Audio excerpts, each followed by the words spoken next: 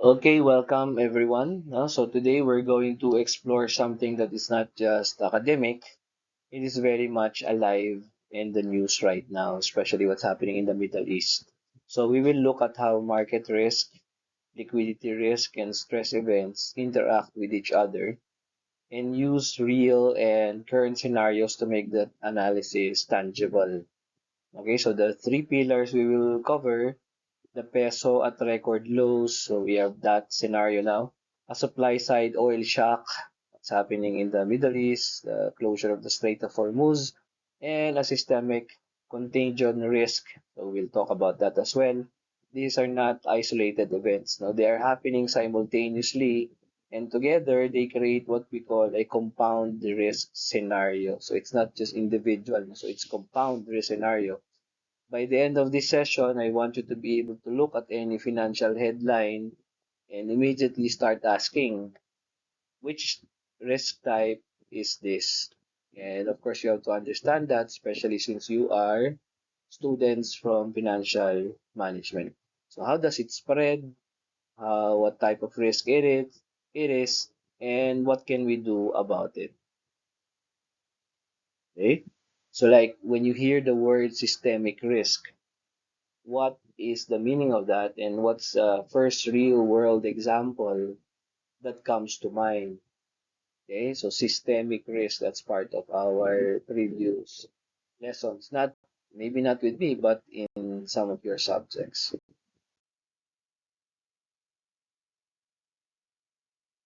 Okay, so this slide will introduce our three concepts. So think of these as three distinct but related fault lines in any financial system. So fault lines because that's where the shocks are coming from. No? So market risk is about prices moving against you. Liquidity risk is about the ability or inability to act when you need to.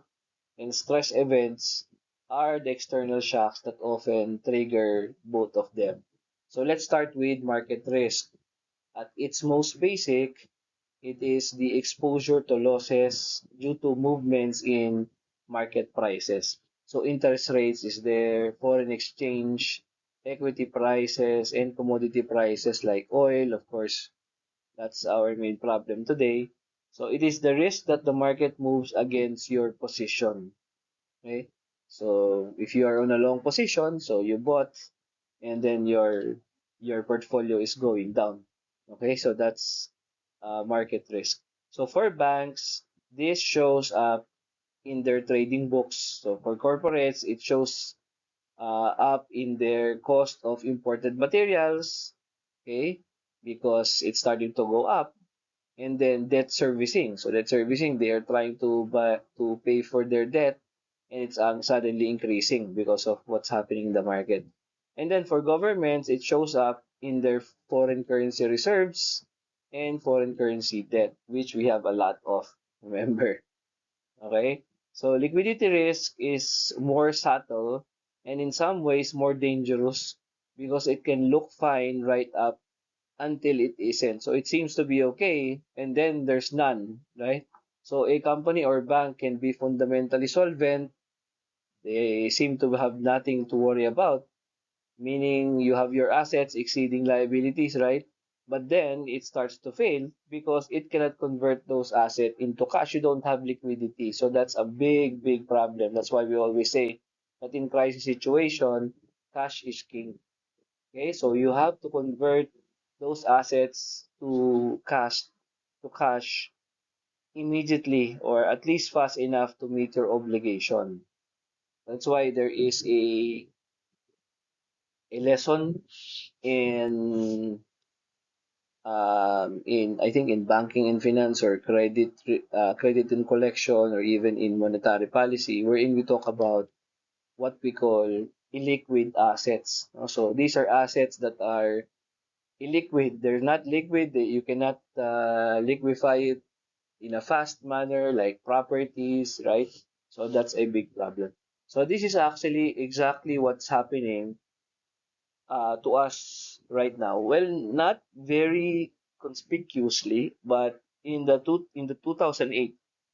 Okay, so what happened in 2008, the financial crisis, that's what happened for several institutions, particularly in other countries. So it's what the central banks are always watching for also, especially among interbank markets. So stress events, on the other hand, they are the triggers, the exogenous shocks. Okay? They include the wars, pandemics, energy crisis, sudden monetary policy shifts, sovereign defaults. Okay, so you have what happened in the US. Okay, so what makes them dangerous is not just their direct impact, but their ability to amplify pre-existing vulnerabilities. So we, especially us in the Philippines, we have a lot of vulnerabilities. So a banking system that was already undercapitalized, if you have a bank that's undercapitalized, or a currency that was already under pressure, like our Philippine currency, a stress event will push those over the edge. Yeah, so that's what's happening. Okay, no, notice the footnote at the bottom. These three are not separate silos. They are deeply interconnected. A stress event, let's say a geopolitical crisis, triggers market volatility, and then market volatility triggers liquidity pressure. So which triggers more market selling, and then which feeds back into the deeper liquidity crisis. So they are interconnected. And so the feedback loop is what makes compound scenarios so dangerous. So it becomes like a wheel of doomsday. It continues to go on and go on until the economic situation is put to a lot of pressure. Okay, next. So we have contagion channel. This is very important. How shocks travel across markets, institutions, and borders. So now that we have established the three risk types, we need to understand how risk travels or contaminates, no? So across the systems. This is what we call contagion, just like virus or just like in during the time of the pandemic. This is actually coming from epidemiology. No? So this is a branch of science in the health sciences, in medical technology, medicine, biology. Yeah. So that's why you can actually call it like a contagion. So financial contagion behaves like virus, no? So it moves through specific channels, and understanding those channels is the first step to building effective firewalls. So these are all the contagion channels. Okay, so in Tagalog, yan ang mahahawa, no? Whenever there's something that's happening. So the first channel is of course credit channel. Clear example in 2008 when the banks in the states start to fail, no? Especially if it's a major bank, or when the credit ratings are downgraded, no? So the immediate effect is on lending. So the banks would pull back on interbank lending because they are uncertain who is solvent and who is not solvent, right? So they will not loan money. Corporations, therefore, will lose access to working capital lines because they don't have capital. Only the banks have that a lot of money, right?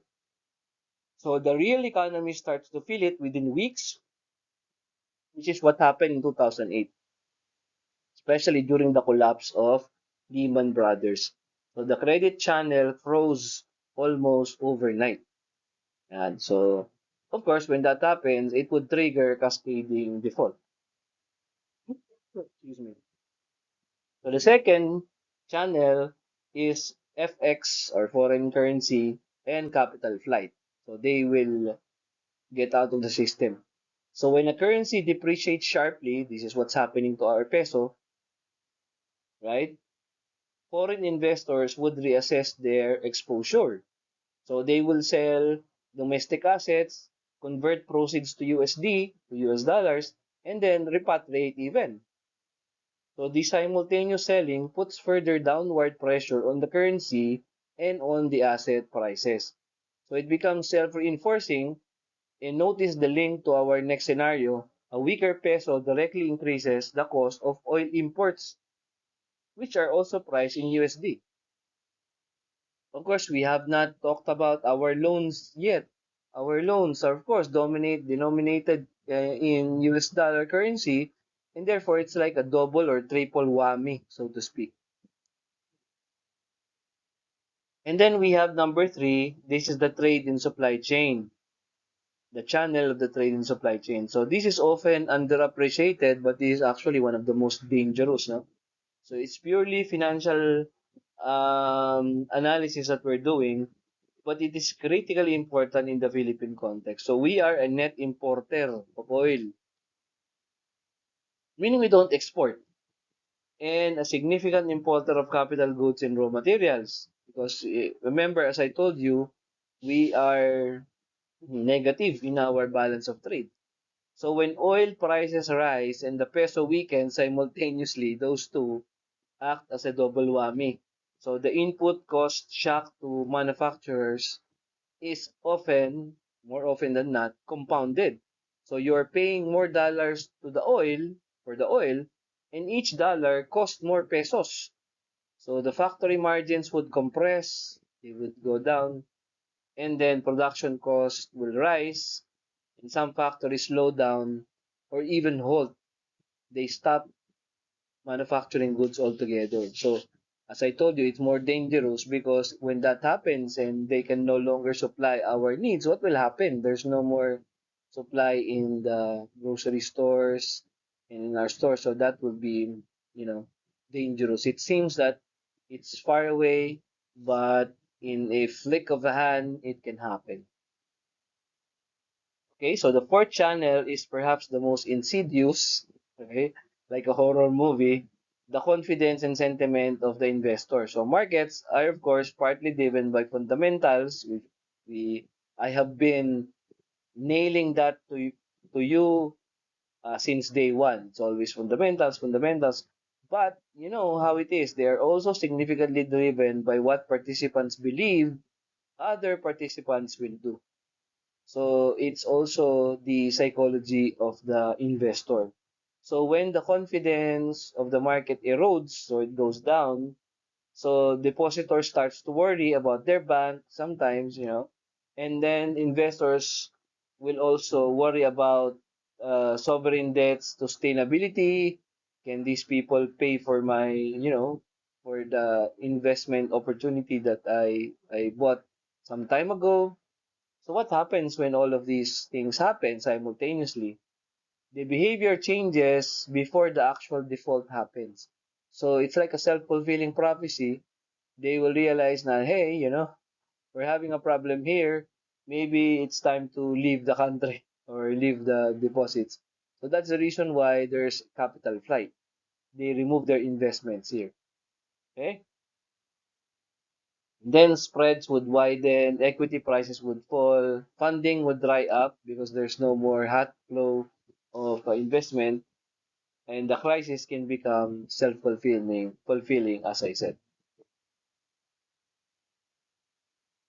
So this is a scenario application, okay, for this slide. So for example, of course, we don't like this to happen, okay? If we wake up one day and then there's a mid-sized Philippine bank announcing it was under BSP receivership. You know what that is, right? Because you had already your uh, banking and finance. Hmm. Okay? So imagine there's a mid-sized Philippine bank announcing that it was under PSP receivership already. So what will happen because of this contagion? Okay? So those are the things that we have to consider. And then when we look back at 1997 financial crisis, the Asian financial crisis, we call it the currency crisis. It was a masterclass in FX and capital flight contagion. Yeah. When that happens, almost overnight, they left the country, all of our investors. Okay. And then for policy intervention, you will see that all of these things that are happening, they require policy intervention. But if you are the BSP, what will be the most difficult? for the government to interrupt quickly, right? Is it the flight of the capital? Because you cannot impose that. Because these are from other countries. Of course, when they say, oh, we no longer want to invest in your country, of course they will leave, right? So those are the things that we don't want that to happen, but should that happen, that would be a great problem. I mean, it's one of the worst problems. That's what I meant. Okay, look at scenario one, systemic and regional risk. So the slide takes us from theory to the scenario analysis. Scenario analysis is one of the most powerful risk management tools because it forces you to think in terms of consequences or sequences rather than just snapshots. So it's like you're playing chess with the environment, with the market. And if this is the move, what will be the scenario planning here? No, it's not just the one snapshot, but what happens down the line. So we're not just asking what if rates will rise. We're asking what happens after the rates rise, and then after that, and then after that, and then what does that trigger? So look at the trigger chain on the left. It starts with the global rate hikes. So the global rate will increase. The US Federal Reserve and other major central banks have been in the tightening scale.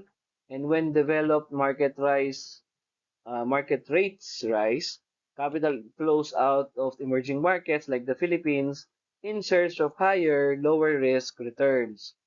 Okay, so they will look immediately for where to put their capital. So that capital outflow puts pressure on the peso, and then Bangko Sentral ng Pilipinas will faces pressure to raise its own rates in order to keep the money here, right? To defend the currency. But then higher rates slow domestic economic growth on the other hand. Now, layer in the regional banking stress. If a mid-sized bank in the region or domestically comes under pressure, counterparty risk sentiment spikes, banks become reluctant to lend to each other or even overnight. Merong overnight, ano yan, overnight borrowing. So this is the interbank funding freeze and it's invisible to the market, especially to people, until it is critical already. Okay, so on the right side, oh, by the way, you notice there, NPL, non-performing loan. I already mentioned that, but then I was reminded because today I went to the bank, my former bank, BPL. And of course, spoke to a lot of people there and was telling them about, what's happening, what's the difference between the early banking, system here in the Philippines, especially during my time, the 90s. And they are saying, some of them are saying that the problem with loans, the non-performing loans, if it increases, then they will have a lot of foreclosure. Of course, that's a given already that they will have a lot of things to do, right?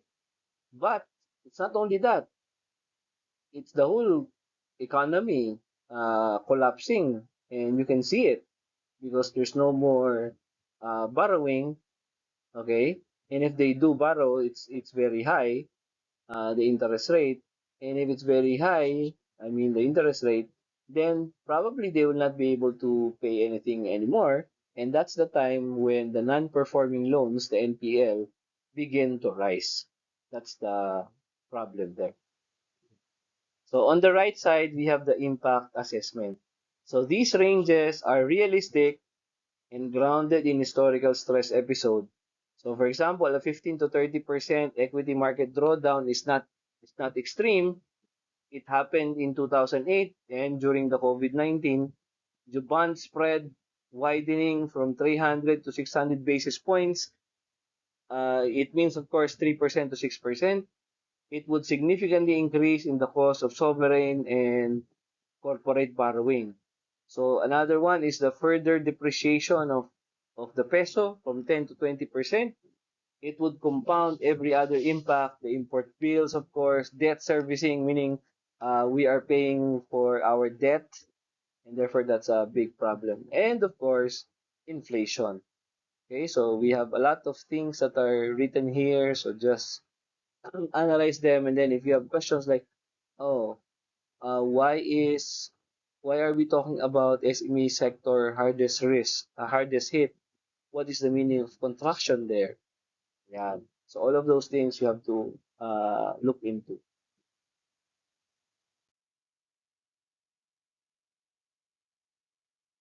Okay, scenario number two. So this is perhaps the most immediately tangible scenario for the Philippine audience. The peso has been trading in territory that is historically unprecedented in the range from 58 and now beyond 60 pesos per dollar. So to understand why this matters so deeply, we need to go beyond the headline exchange rate and look at the transmission mechanism. So the first impact is on the import bill. So the Philippine imports, uh, the scenario is like this. It imports almost all of its oil, and oil is priced in US dollars. So when the peso weakens, every barrel of imported oil costs more in the local currency, even if the US dollar's price of oil hasn't moved. And of course, moving up. So combine that to a weak peso with a high USD oil price, and the impact becomes multiplicative. Okay? So we will come back to this in the next slide. The remittance situation. The remittance caution deserves nuance. The OFW remittances are a major source of foreign currency inflows for the Philippines, one of the largest in the region as a share of GDP. In peso terms, remittances are worth more than the peso when the peso is weak, which provides some offset to household income. So meaning, if these things happen, usually they're enjoying it because the dollar is priced at a higher rate. Okay? So this will not, of course, neutralize the trade deficit pressure, and it does not help corporations or the government manage their USD denominated obligation. So you only feel a little, solution there, but it doesn't solve the whole problem. Okay? The most critical dynamic would be the side on the BSP intervention dilemma. So if the Bangko Sentral ng Pilipinas raise interest rates to defend the currency, it makes borrowing more expensive for everyone, households, small and medium enterprise, corporations, and if that happens, growth will also slow down. If the BSP sells dollars from its reserves to support peso, a thing that they did in the 90s, it depletes the reserves buffer and the markets watch closely. Okay? So reserves below 3 months of import cover is a classic early warning signal. The BSP has to recalibrate its response carefully, and every move is watched. So this is where you separate the boys from the men. So this is where it happens. So yeah, we have to take into consideration these things. Okay, and then there's a risk note at the bottom of the slide, currency mismatch. Many Philippine banks and corporations have USD denominated liabilities, foreign borrowings, bonds issued in the US dollars. When the peso weakens, the local currency value of these obligations increases, creating a mark-to-market losses. And more importantly, increasing the actual cash required for debt servicing. So this is how the FX risk becomes credit risk.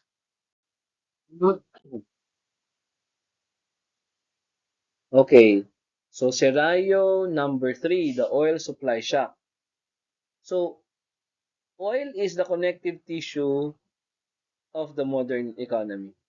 So this slide is designed to make that viscerally clear. So we often think of oil as an energy resource, something that goes into the fuel tanks and power plants. But oil is much more than that. It is an upstream input through the production of virtually every physical good. Look at the six transmission pathways on this slide. So we have transport and logistics, freight costs, They're highly sensitive to diesel prices. When fuel costs rise, trucking, shipping, and air cargo all become more expensive. So those costs do not stay with the logistics company. They're simply passed to every product that gets moved. And everything gets moved. And that's why in the end, who pays for that? The consumer does. Yeah. So the manufacturing impact is perhaps the most direct. Petrochemicals derived from oil are the feedstock of plastic, synthetic fiber, rubber, fertilizer precursor, lubricants, and countless industrial materials. A factory that makes anything from packaging to auto parts to electronic components is exposed to oil price increases through its material cost, not just the energy bills. So this is supply chain or supply side inflation that is partially difficult for central banks. Raising interest does not make more oil available. So even if you raise the interest, what does that do? Right?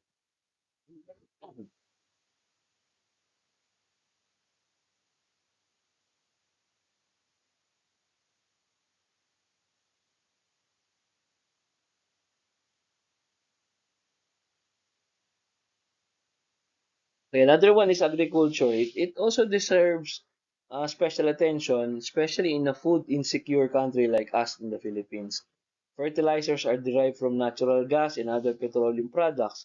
Agricultural machinery runs on diesel. Irrigation pumps require electricity, which in off-grid areas is often diesel generated. So an oil supply shock raises the cost of producing food domestically while simultaneously raising import costs for food that cannot be produced domestically. So food price inflation hits the poorest household hardest. So the macroeconomic impact on CPI or Consumer Price Index and fiscal accounts is where the systemic risk becomes more visible to policymakers. When oil prices rise, headline inflation rises, sometimes sharply and quickly. So the Bangko Sentral ng Pilipinas may feel compelled to raise interest rates to contain inflation expectations, but those rate hikes slow growth. This is stagflation, no? So if you heard about stagflation, this is bordering to stagflation. So we call that stagflationary trap. Okay? High inflation, slowing growth simultaneously. So which is one of the hardest policy environments to navigate. So it's not as easy as to say that. So it's often difficult. So fiscally, the government faces pressure to subsidize fuel or electricity to protect lower income households.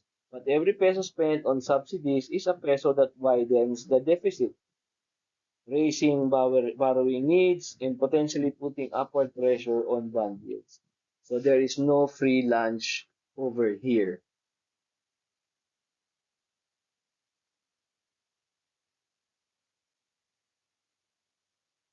Okay, so these are the question insights here.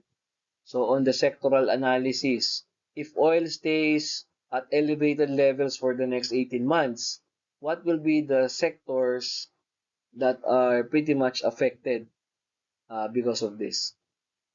The policy design. What is the difference between a blanket fuel subsidy and a targeted one? Just like in 2020, right? During the time of the pandemic, they just give ayuda, right? So, but now you have to consider what's the difference between a blanket fuel subsidy or a targeted one? Okay, last slide, putting it all together. So this final slide is where the analysis become complete. We've spent at least the almost half an hour building up the three parallel scenarios: systemic risk, peso depreciation, and oil supply shock. Now we ask the harder question. What happens when all three are happening at the same time? Because they are happening at the same time. Okay? The compound scenario box at the top of the slide says it directly. Systemic global risk. Plus the peso at historic lows, oil supply squeeze, amplified inflation is what happens. Compressed margins, so the margins of the company instead of increasing will decrease. Liquidity stress because you have to really take care of your cash, and if not, then you will have a problem with your company. And also, what happens is constrained policy response. So the compound scenario box at the top will summarizes everything that's happening. Okay. So in the normal environment, if the growth slows, the BSP would cut rates, and the government increases spending.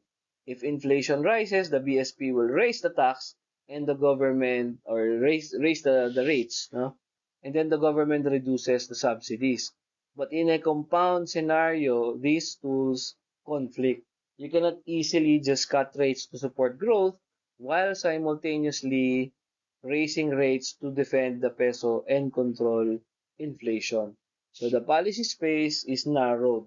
The constraint itself is a risk. Okay? So the three mitigation columns on the bottom of the slide are organized by actor. So financial institutions need to stress test their FX, foreign currency, and rate exposures, not just under baseline assumption, but under severe scenarios. Liquidity coverage ratios, LCR, need to be above regulatory minimums, not just at them. Corporates need to do two things simultaneously: manage their cost by hedging where feasible. Okay, what is hedging? So like you're trying to solve your exposure, right? So yeah, so you should have hedging, especially of cost, where feasible, and then diversifying away from single source dependencies over time.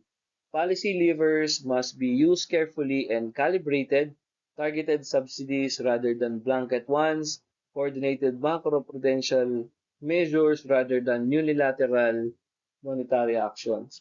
And the key takeaway at the bottom of the slide is the central lesson of this entire session. No single risk exists in isolation. Managing compound stress requires integrated scenario thinking across market, credit, and liquidity dimensions. So, yeah, the most sophisticated risk managers are not the ones who can model individual risk more precisely, but rather they are the ones who can see the connections between risk and anticipate how they amplify each other.